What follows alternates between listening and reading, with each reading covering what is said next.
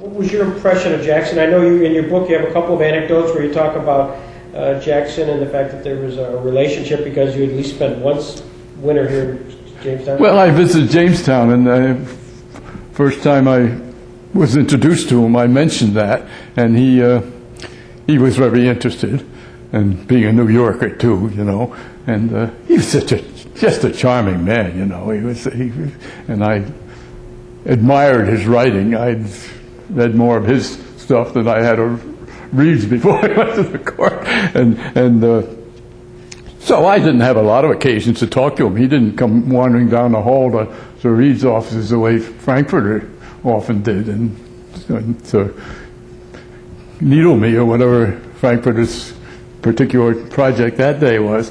But he did once in a while, and he always said hello. And I was very surprised. He had a cocktail party in his office. I can't remember the date of it. I don't remember that. Don't you? But he invited me, and I was the only other law clerk there, and he had some other people there.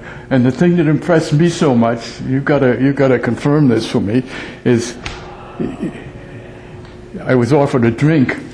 I said I'd have a bourbon and water, and he had bourbon, and it had a label, Robert Jackson's private brand.